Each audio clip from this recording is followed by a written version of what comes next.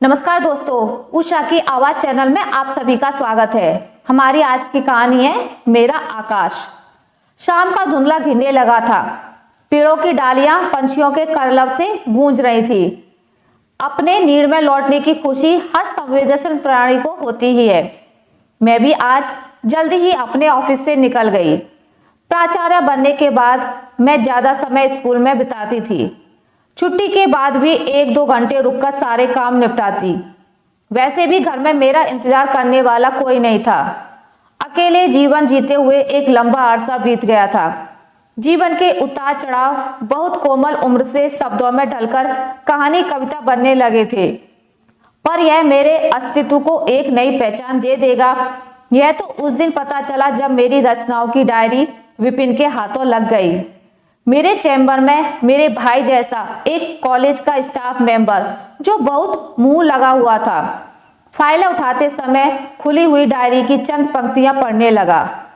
मेरी अनुपस्थिति में उन्हें पढ़ते हुए अनायास उसके मुंह से वाह, गजब आदि शब्द निकल रहे थे। मैंने जब कमरे में प्रवेश किया, वह डायरी पढ़ने में तल्लीन था। मैंने डांटते हुए उसे डायरी बंद करने को कहा। उसने बड़ी मासूमियत से जवाब दिया, गुस्ताखी माफ दीदी, मैंने आपसे बिना पूछे आपकी डायरी को हाथ लगाया, पर क्या करूं, एक एक पंक्ति ने बांधे रखा। क्या खूब लिखती हैं आप, एक सलाह दूं, आप इसे छपवा डालिए। आपकी रचना में लाखों दिलों की वेदना छिपी है। प्लीज दीदी, इनकार मत करिए, मुझे दे दीजिए, मैं यह काम करूंगा। मैं उसे ना नहीं कह सकी। उसने प्रकाशक से संपर्क करके एक कहानी संग्रह छपवा डाला और मजे की बात, हिंदी परिषद की ओर से उस कहानी संग्रह को साल की सबसे उत्कृष्ट पुस्तक का राष्ट्रीय पुरस्कार भी मिल गया। ऐसा नहीं था कि यह मेरी पहली रचना थी। बचपन में मिली धुतकार और समय समय पर मिलने वाले अपमान की टीस को पन्नों पर 12-13 वर्ष की अवस्था में ही उतारने लगी थी, पर सबसे छुपाकर उन्हें डायरी में बंद रखती, क्योंकि मुझे पता था कि जिस घर में लड़की के रूप में जन्म लेना अपराध माना जाता है, वहां मेरी भावनाओं की क्या कीमत होगी। खैर, इस पुरस्कार के बाद पार्टियों का लंबा सिलसिला आरंभ हुआ, जो हफ्ते भर चलता रहा। शायद उसी की थकावट होगी जो आज छुट्टी के बाद घर जाकर आराम करने का मन हो गया। घर पहुंचने पर रोज की तरह चंदू ने दरवाजा खोला। मैं सोफे पर बैठकर अखबार पलट रही थी और चाय का इंतजार भी। चाय पीकर ही फ्रेश होने जाती हूँ, तभी डोरबेल की आवाज आई। चंदू ने दरवाजा खोलने के बाद आने वाले से पूछकर बताया, दीदी, वीरभद्र से कोई आया है। वीरभद्र का नाम सुनते ही मैं चौंक गई, पर फिर रूखे स्वर में कहा, बोल दो, काम में व्यस्त हूं, अभी नहीं मिल पाऊंगी। 5 मिनट बाद चंदू फिर आया और एक कागज देते हुए कहा, उन्होंने यह आपको देने को कहा है। कागज पर लिखा था, मोहन राजपूत उर्फ मोनू। मैं एक पल को सन्न रह गई। चंदू को इशारा किया कि उसे अंदर ले आए। जैसे ही मोनू ने प्रवेश किया, मैं सकते में आ गई। मेरा छोटा भाई मोनू मेरे विवाह के समय कक्षा 8 में था और अब 15 साल बाद लंबा गोरा चिट्ठा स्मार्ट हो गया। मुझे विश्वास नहीं हुआ कि यह वही मोनू है जिसे गोद में लेकर मैं पूरा मोहल्ला घूम जाती थी। जैसे ही उसने मेरे पैर छुए, मैंने उसे गले से लगा लिया। एक आत्मिक अनुभूति जो एक लंबे अंतराल के बाद मिली थी, वह अवर्णनीय थी। हम दोनों गले मिलकर रो पड़े थे। उसने अपने आप को मुझसे अलग करते हुए कहा, कैसी हो दीदी? मेरे जवाब की प्रतीक्षा किए बिना बोल उठा, अखबारों में तुम्हें मिलने वाले पुरस्कार की घोषणा और फोटोज देखकर रहा नहीं गया। माँ को बिना बताए ही चल पड़ा। माँ कैसी है? पापा के पैरों का दर्द ठीक हुआ? तुम अभी क्या कर रहे हो? मैंने प्रश्नों की झड़ी लगा दी। मोनू ने कहा, सब कुछ एक साथ ही पूछ लोगी क्या? शायद तुम्हें पता नहीं दीदी, पिताजी 4 साल पहले ही गुजर गए। मुझे कोई आश्चर्य नहीं हुआ कि पिताजी की मृत्यु की सूचना मुझे नहीं दी गई। आखिर उस परिवार ने बेटी होने की सजा मुझसे दुश्मनी की हद तक निभाई। मैं एक मल्टीनेशनल कंपनी में बेंगलुरु में पोस्टेड था, लेकिन पिताजी की मृत्यु के बाद उनका काम संभालने के लिए वीरभद्र आ गया, मोनू ने बताया। इसी बीच चंदू चाय नाश्ता ले आया। चाय की चुस्कियां लेता हुआ मोनू मेरे घर का मुआयना कर रहा था, मानो वह जान लेना चाहता था कि उसकी दीदी वर्षों से बिना किसी मदद के कैसे जीवित रही और कितनी संपन्न है। उसने गांव, घर और अन्य रिश्तेदारों के बारे में बताया, कौन जिंदा है कौन नहीं, फसल व्यापार से नफा नुकसान, किसकी शादी हो गई किसकी नहीं। मेरे चेहरे के आते जाते भावों पर वह एक बुजुर्ग की भांति मेरा हाथ अपने हाथों में लेकर बैठ गया। करीबन 2 घंटे में वह 15 साल की बातें संक्षिप्त में बोल गया।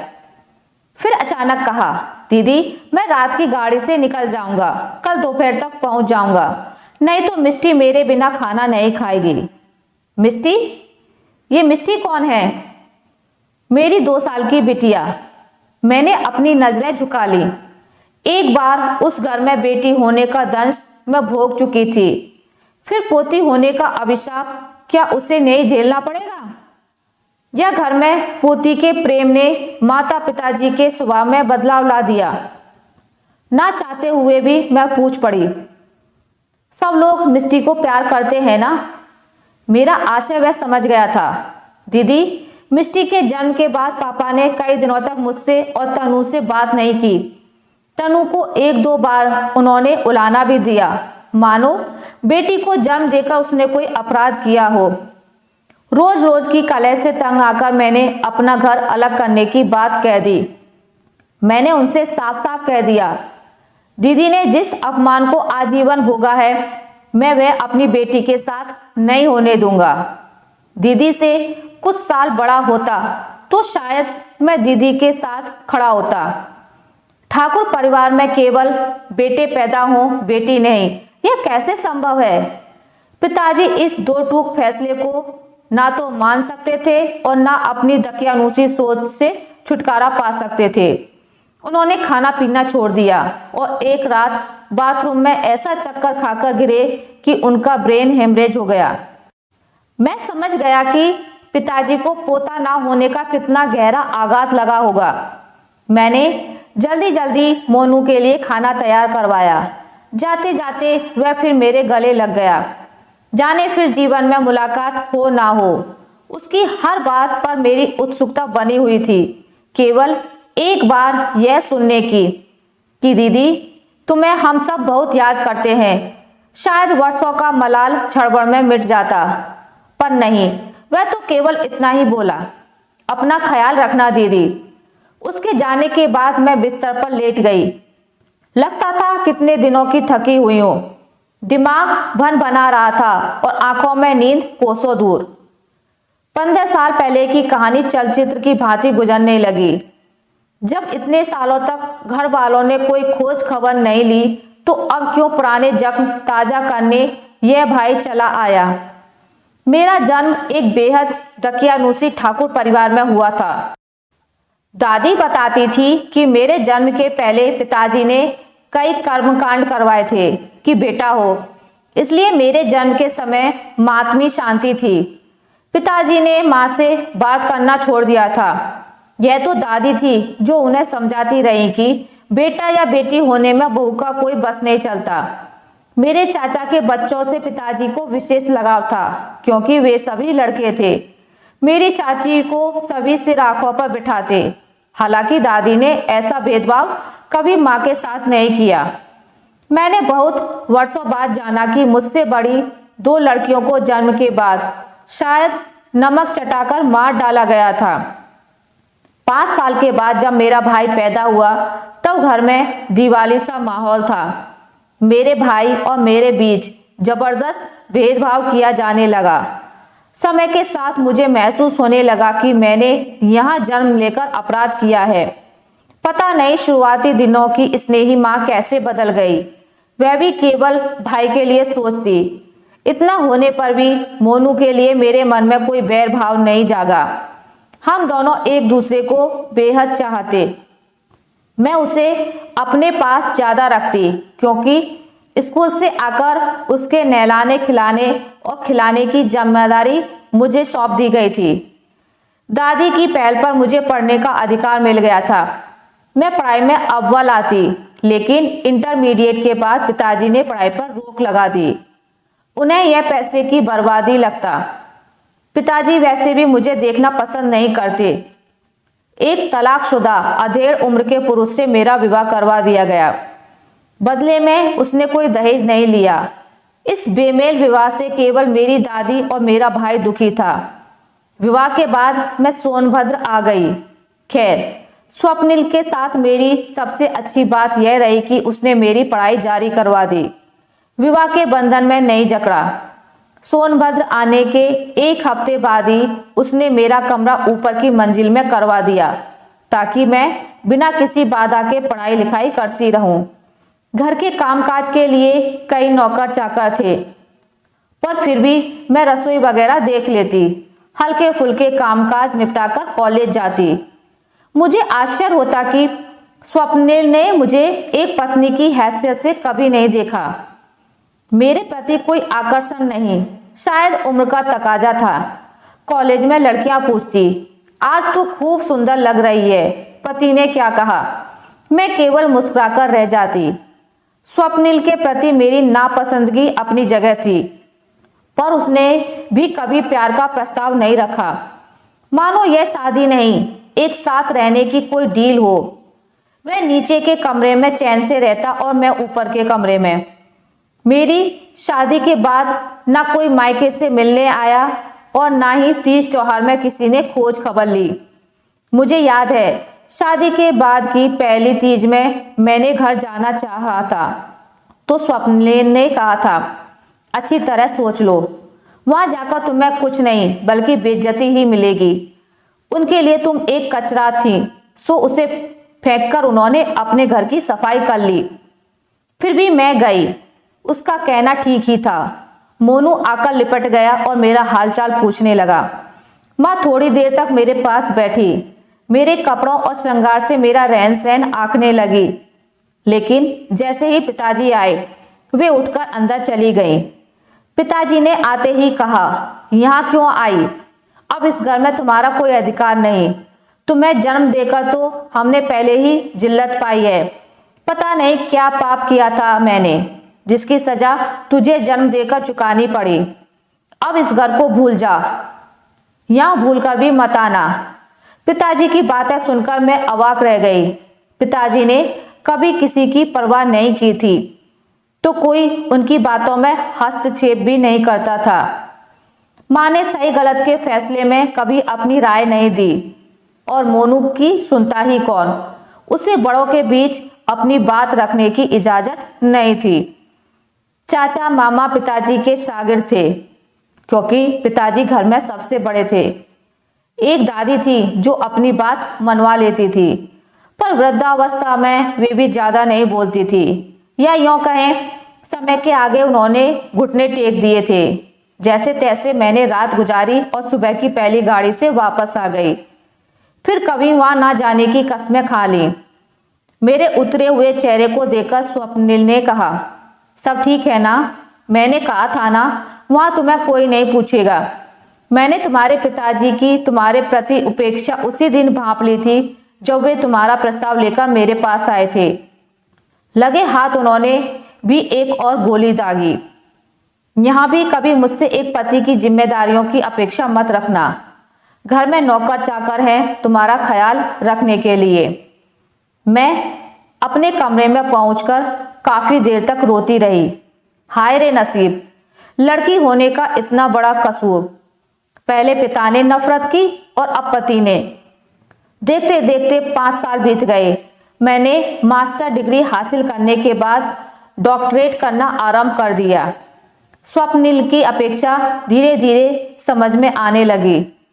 इस विवाह की आड़ में और पढ़ाई में मेरी व्यस्तता का बहाना लेकर वह किसी और के साथ मशगूल रहता। घर के रसोइया रामू काका एक बुजुर्ग थे, जिन्होंने अपने जवानी के दिन इसी घर में काटे थे। मालती दाई भी बहुत पुरानी थी। सच कहूं तो इन्होंने मुझे बहुत सारा दिया। नीचे के कमरे में मेरा जाना बिल्कुल मना था। अगर कभी स्वप्निल को देखने का मन करता तो काका नहीं जाने देते। उन्होंने मुझे दबी जबान में स्वप्निल की आदतों के बारे में सब बता दिया था। मैं गुस्से में स्वप्निल से लड़ने का जब भी कोई कदम उठाती, मालती मुझे समझा बुझाकर चुप करा देती। शायद उन्हें भी अपना काम छूट जाने का भय था। एक बार काका ने मुझे ठंडे दिमाग से यह सोचने को कहा, यहाँ तुम्हें खाने पीने रहने की कोई कमी नहीं है, आखिर तुम मालकिन हो। तुम अगर मुंह खोलोगी तो घर से बाहर कर दी जाओगी, इसलिए चुपचाप स्वप्निल बाबू से मन हटाकर अपने पैरों पर खड़ा होने का प्रयत्न करो, फिर कोई बड़ा निर्णय ले लेना। उनकी बातों में दम था। मैंने स्वप्निल की नजरों में अपने आप को निरीह बना लिया था। एक कमजोर पत्नी जिसे पति के विरुद्ध आवाज उठाने की आजादी नहीं हो।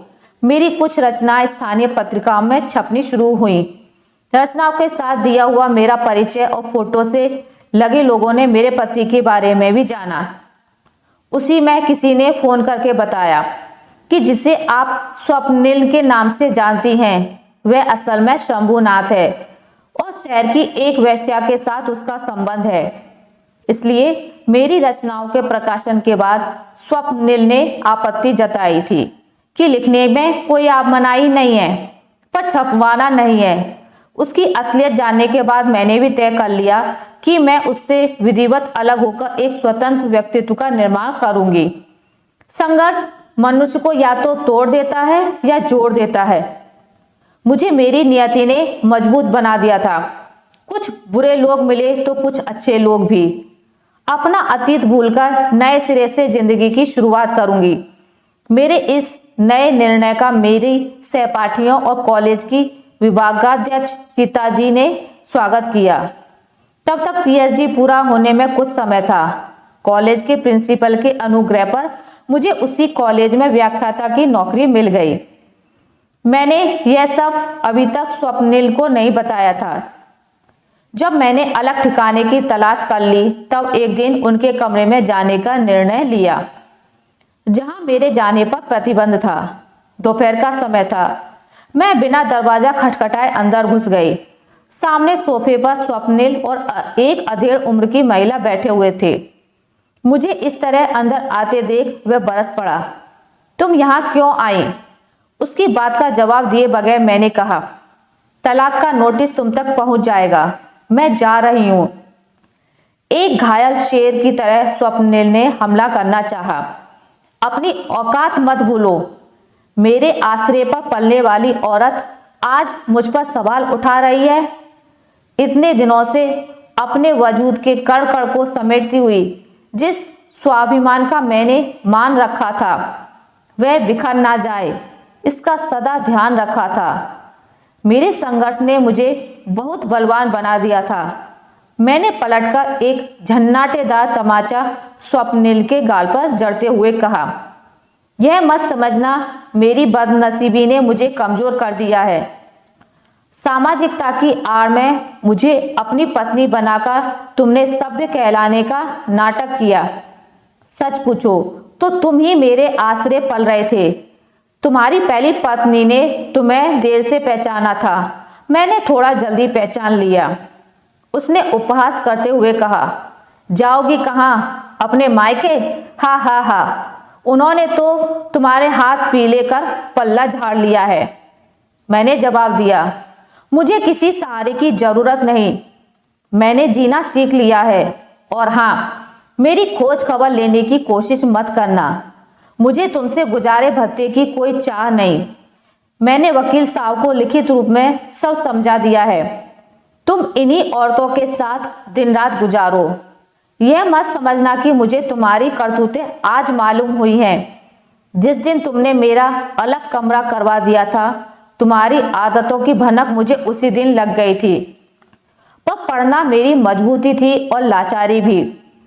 अपनी पढ़ाई पूरी कर अपने पैरों पर खड़ा होने तक यह मकान मेरा आश्रय भर था और कुछ नहीं। कहकर मैं निकल गई। मैंने झट अपना जरूरी सामान बांधा और अपनी सहकर्मी मिसेस तोमर के यहाँ पहुंच गई। उन्होंने बड़े प्रेम से मेरा स्वागत किया। नियति की मार झेली वे भी सिंगल वुमन थी। 2 दिनों बाद मैंने कॉलेज की पास की कॉलोनी में शिफ्ट किया। अकेले रहते हुए मैंने अपने आप को काम में इतना व्यस्त कर लिया था कि पिछले दिनों की कोई याद ना आ सके। कॉलेज के बाद रचनात्मक कामों में वक्त गुजर जाता। मैं खुश थी या खुश रहने का प्रयास करती, फिर भी कभी कभी स्वप्निल के घर की तरफ जाने का मन करता। लगता देखूं उस घर के नौकर चाकर जो बड़ी लगन से मेरी देखभाल कर रहे थे अब मुझे याद करते हैं या नहीं, पर मैं अपने को संभाल लेती। मेरे तलाक की खबर मैंने माँ को भेजी थी, पर उधर से कोई जवाब नहीं आया, ना किसी सहारे की पेशकश, ना ही कोई दया माया का संदेश। 6-7 महीने के बाद मुझे लगने लगा मैं इस शहर से दूर चली जाऊं, जहां मेरा अतीत पीछे छूट जाए। इत्तेफाक की बात थी, उसी समय खुशीपुर में एक आवासीय विद्यालय में प्राचार्य के पद के लिए रिक्त स्थान की सूचना अखबारों में आई। मैंने फॉर्म भर दिया। नियत समय पर लिखित परीक्षा के साथ इंटरव्यू हुआ और मैं चुन ली गई। पहाड़ों के बीच बसा कुशीनगर अपनी प्राकृतिक सुंदरता के कारण जाना जाता है। यहाँ के लंबे चौड़े अहाते में स्थित गर्ल्स सेकेंडरी स्कूल अपनी बेहतरीन पढ़ाई के लिए दूर दराज के इलाकों में प्रसिद्ध है। छात्रावास में भी लड़कियों को विशेष सुरक्षा और सुविधा दी जाती है। यह जगह मुझे बहुत पसंद आने लगी थी। स्कूल के कामों में मैंने अपने आप को इतना व्यस्त कर लिया कि अपनी पिछली जिंदगी मैं करीब करीब भूल ही गई थी। छात्रावास की लड़कियों में अपना बचपन मिल गया था। उनके साथ प्रिंसिपल होने के बाद भी एक दोस्ताना रिश्ता कायम हो गया था। लिखने का शौक बचपन से था, पर हालात ने बहुत ज्यादा मौका नहीं दिया था। जो भी लिखा अपनी व्यथा कथा और संघर्षों से प्रेरित भावनाओं को लेखनी का माध्यम बनाया, जिसमें लड़कियों के उत्पीड़न और समाज में उनके स्थान पर प्रबल प्रहार होता। इसलिए असंख्य लोगों को उसमें अपनी कहानी दिखती। अब मैं स्वतंत्र होकर लिखती। मुझे मेरा आकाश मिल गया था। लगता जैसे एक परिंदे ने अपनी परवाज पहचान ली थी। विद्यालय के सभी शिक्षक, स्टाफ और बच्चों का भरपूर सहयोग मिलता। एक अरसे के बाद माँ पिताजी का चेहरा मेरे सामने से गुजर गया। पल भर को दादी, चाची, चाचा सभी की याद आ गई। वो घर और चौबारा जिसने मुझे कभी नहीं अपनाया, हमेशा लड़की होने के अपराध बोध से घिरी रही, आज सबके मोह बंधन ने मुझे खींचना चाहा, पर वह मोह बंधन तो सदा एक तरफा रहा। लगा जैसे आंखें भीग रही हैं, पर मैंने एक झटके से इन ख्यालों को परे धकेल दिया और खिड़की के पास आ खड़ी हुई। रात बीत चुकी थी। चिड़ियों की चहचहाट और पहाड़ के पीछे फैलती हल्की किरणें नई सुबह का संदेशा ला रही थी। रात भर जागने के कारण आलस और सिर भारी भारी सा लग रहा था। फ्रेश होकर चाय की चुस्कियां ले रही थी, तभी दरवाजे से छात्रावास की लड़कियों का समूह आता दिख पड़ा। उन्हें देखकर याद आया कि आज रविवार है और हर रविवार को हम स्कूल के पीछे बने पंछियों के हाथे में उन्हें देखने जाते हैं। यह एक मिनी चिड़ियाघर था, जहां कुछ रंग बिरंगे पंछी और घरेलू जानवर थे। लड़कियों ने एक स्वर में गुड मॉर्निंग कहा और बाग में चलने की जिद की। दीदी देखिए, पहाड़ के पीछे बादल उमड़ रहे हैं, मोर भी नाच रहा है, रितिका ने कहा। मैंने उन्हें थोड़ी देर रुकने को कहा और तैयार होने चली गई। मैंने सुर्ख लाल सूट पहना। रास्ते भर लड़कियों की चुहलबाजियां मुझे गुदगुदाती रहीं। सच, मेरी जिंदगी खूबसूरत हो गई थी। आशा करती हूँ आपको मेरी आज की कहानी अच्छी लगी होगी। अगर आपको मेरी ये कहानी अच्छी लगी है तो इसे लाइक करें, ज़्यादा से ज़्यादा शेयर करें, और अगर आप मेरे चैनल पर नए हैं तो इसे सब्सक्राइब करना ना भूलें। मिलते हैं एक नई कहानी के साथ, तब तक के लिए नमस्कार।